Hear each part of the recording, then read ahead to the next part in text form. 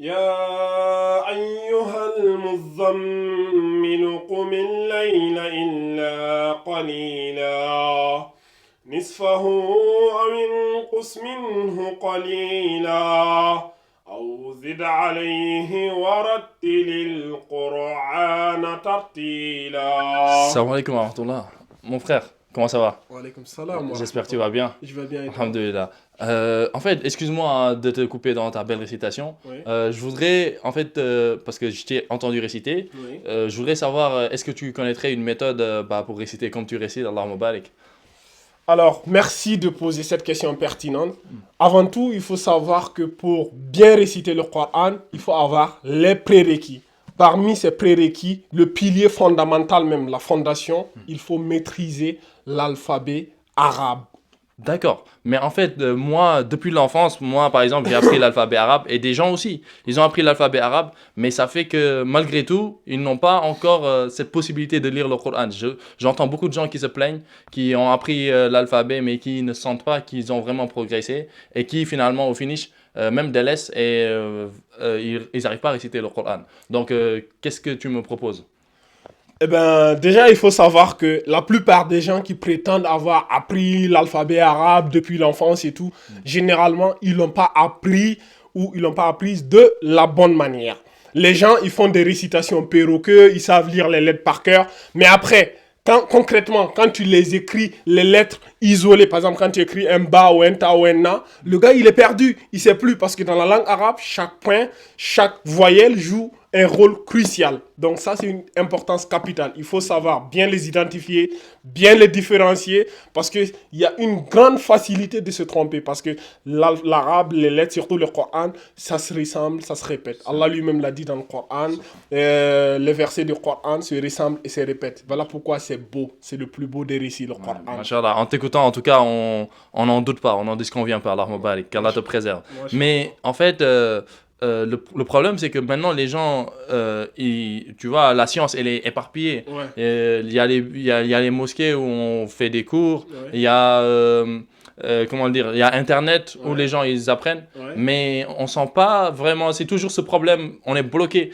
à la progression, on n'avance pas. Ouais. Donc, est-ce que tu aurais une solution? Parce que t'entends en parler, on dirait que t'as des connaissances par rapport à l'alphabet en tout cas. Est-ce que tu connaîtrais des solutions qui sont bien pour une formation?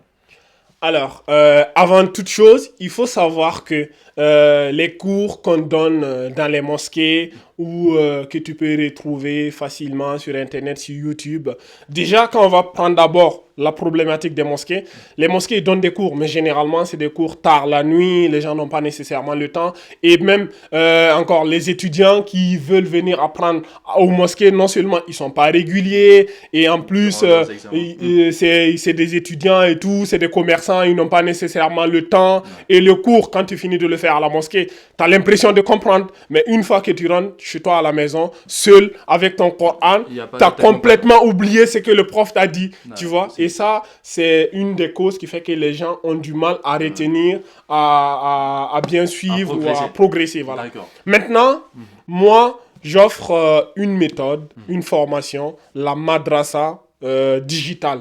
Donc, c'est une madrasa dans laquelle nous donnons les cours, nous montrons aux gens comment maîtriser les lettres d'alphabet de la langue arabe, comment les identifier afin qu'il n'y ait plus aucun secret pour eux, en seulement 2 semaines. En 2 semaines, vous serez, les personnes qui vont suivre cette formation seront aptes ou seront capables de bien lire les lettres du Coran, bien les identifier, connaître toutes les subtilités qui existent entre ces différentes lettres-là. Et l'avantage, c'est que cette formation, ils l'auront sur une plateforme digitale 24 heures sur 24, 7 jours sur 7, jusqu'à la fin de leur vie. Dès qu'ils sont bloqués, dès qu'ils ouvrent le Coran, ils sont bloqués, automatiquement, ils peuvent revenir à la vidéo, ils vont voir l'explication qui ont été données et ils vont jamais oublier. Ça, c'est l'une des secrets pour bien maîtriser les lettres d'alphabet du Coran.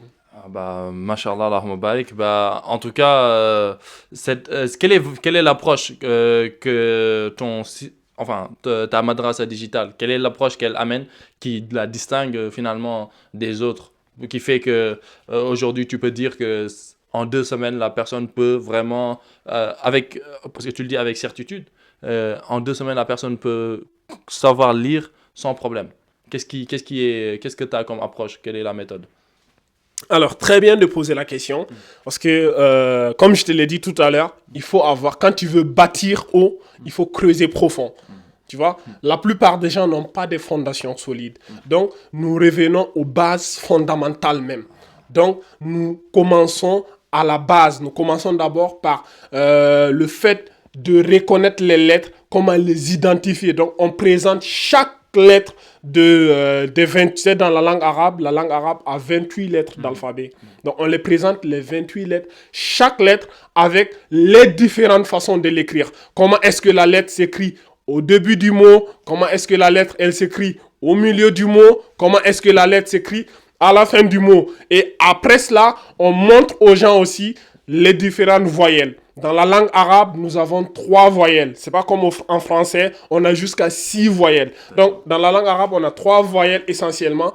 Et ces 3 voyelles-là, on peut les manipuler, on peut les réécrire de différentes façons. Par exemple, nous avons la voyelle qui donne le son A, qu'on appelle la fatha.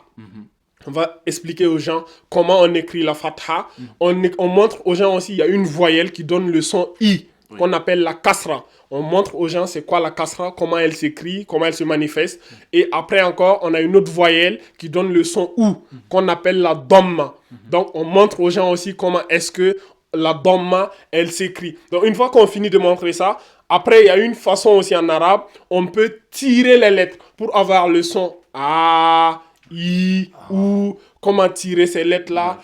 Comment est-ce que ça se manifeste concrètement au début, au milieu et à la fin de la phrase? Et après cela aussi, on peut doubler les lettres pour avoir le son an, le son in, le son un. Il suffit juste de doubler les voyelles de la kasra, la dhamma et la fatha. Et comme ça, une fois que la personne maîtrise tout cela, on enseigne aux gens d'autres choses que les gens n'apprennent pas nécessairement, comme par exemple les lettres solaires, les lettres lunaires, quelles sont les différentes caractéristiques, comment savoir qu'une lettre est solaire, comment savoir qu'une lettre est lunaire, comment elles s'écrivent, etc. Franchement, c'est un programme, on touche à tout. Moi-même, quand j'étais petit, si j'avais eu ces bonnes méthodologies, j'aurais eu une facilité déconcertante. Mais la plupart d'entre nous, on est juste rentré directement dans le Coran et après on récite avec beaucoup de fautes. Et quand on grandit, on vieillit avec ces fautes-là. Et quand tu dis à une personne, ta façon de récitation, elle n'est pas bonne, les gens se vexent. Ils disent, mais qu'est-ce que tu racontes? Moi, j'ai appris depuis le bas âge. Mais c'est pas parce que tu as appris le bas âge que ça veut dire que tu lis bien. Est-ce que tu as compris, mon frère? Ouais, j'ai très bien compris, machallah. En tout cas, ça donne envie. Ouais. Et donc, pour que les gens puissent s'inscrire à cette formation, comment ils vont s'y prendre?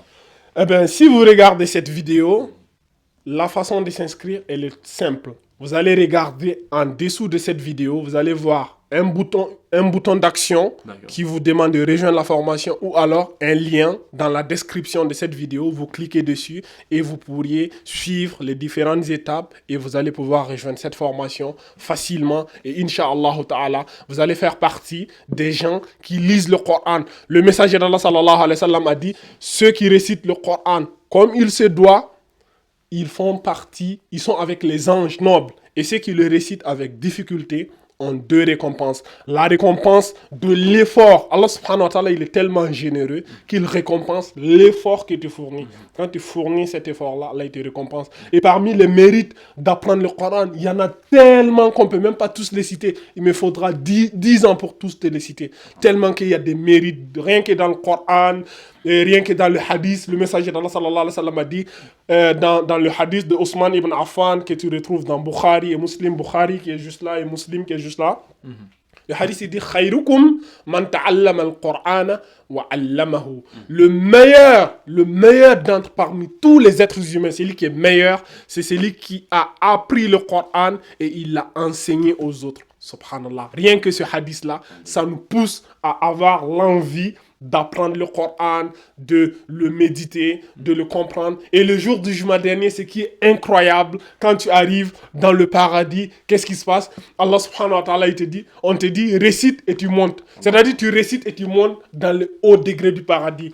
Et le dernier verset que tu seras en mesure de réciter, ça va déterminer l'endroit au paradis dans lequel tu vas t'arrêter. Mais si tu ne sais même pas réciter 2 versets, tu vas être au plus bas niveau du paradis. Mais si tu connais le Coran par cœur, tu seras dans le plus haut degré du paradis, dans le Jannatul Firdaus. Et subhanallah. J'ai des frissons rien qu'en y parlant. Allah il nous dit, Allahu نزل أحسن الحديث كتابا متشابها مثانية تقشعر منه جلود الذين يخشون ربهم ثم تلين جلودهم وقلوبهم إلى ذكر الله ذلك هدى الله يهدي به من يشاء ومن يضلل الله فما له من هاد.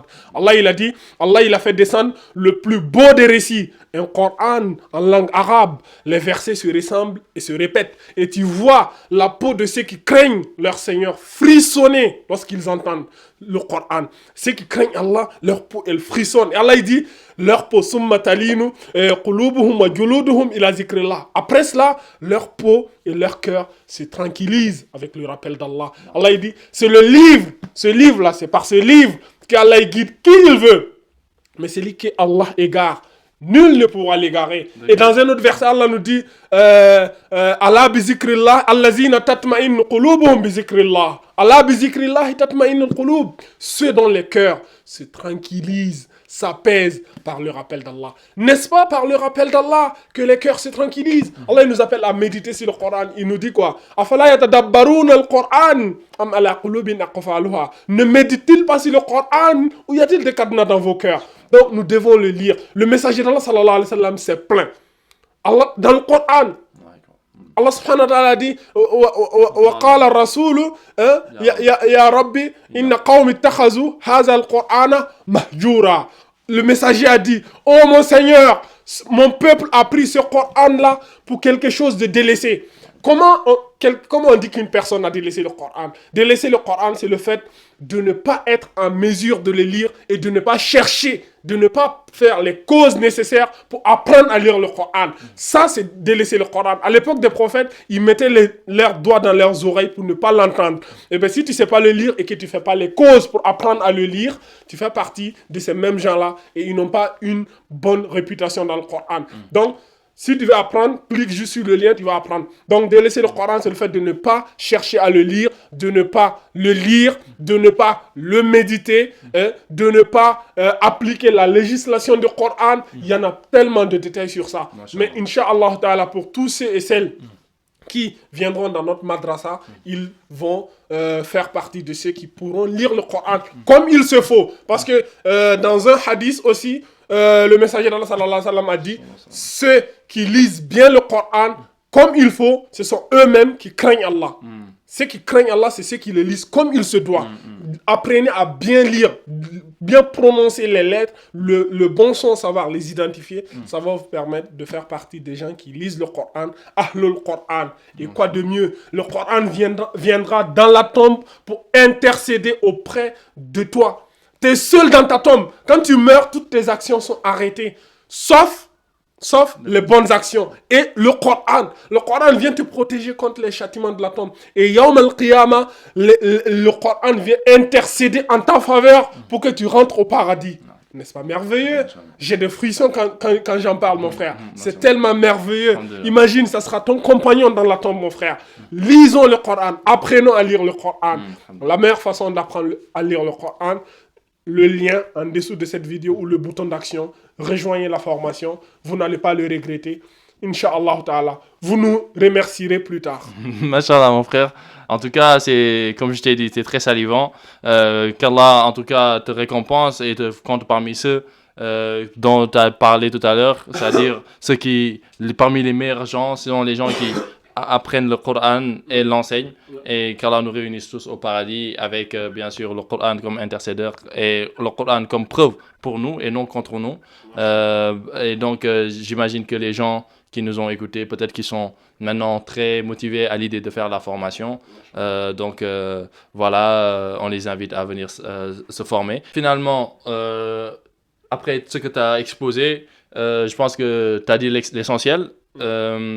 Est-ce que tu as un dernier mot, un message peut-être aux futurs étudiants qui vont prendre la formation et voilà quoi, et tes recommandations et des choses, peut-être des conseils pour toute personne qui hésite encore ou qui voudrait en tout cas franchir le pas pour étudier l'arabe, l'alphabet? La seule chose que je vais lui demander, c'est d'être motivé, d'avoir la régularité, d'avoir l'intention d'apprendre, d'avoir innamal a'mal binniyat. Les œuvres ne valent que par leur intention, d'avoir l'intention sincère de venir apprendre le Coran. Quand tu prends un chemin qui mène vers le savoir, Allah subhanahu wa ta'ala il t'ouvre un chemin qui mène vers le paradis. Et Allah aussi il te facilite la tâche, il ne te rend pas la difficile, il te facilite l'accès. La science est la chose la plus importante. Donc cette formation elle est adaptée à tout le monde, même pour les débutants. On les prend comme un bébé au berceau, on les accompagne pas à pas jusqu'à ce qu'ils soient grands et qu'ils puissent être en mesure de courir aussi vite que les hommes, les athlètes les plus rapides au monde, Inch'Allah. Inch'Allah. En tout cas, barakallahu fik, qu'Allah mette de la baraka dans ce que les étudiants vont apprendre et qu'Allah leur donne à eux et à nous une science utile qui va nous servir dans nos adorations de tous les jours et à réciter le Coran comme il faut et ainsi nous rapprocher d'Allah Azza wa Jal. Donc, merci beaucoup en tout cas pour tes conseils, tes orientations. En tout cas, moi, je conseillerais beaucoup aux gens que je connais autour de moi pour qu'ils viennent s'inscrire à la formation parce que la manière dont tu l'as présenté, je suis sûr que c'est une formation qui, Inch'Allah, va vraiment permettre à tout musulman qui le souhaite d'être aguerri et de pouvoir rapidement passer au Coran. En tout cas, merci encore une fois pour tes explications et voilà, beaucoup de courage et beaucoup de baraka. À la prochaine. Wa alaykum salam wa rahmatullah.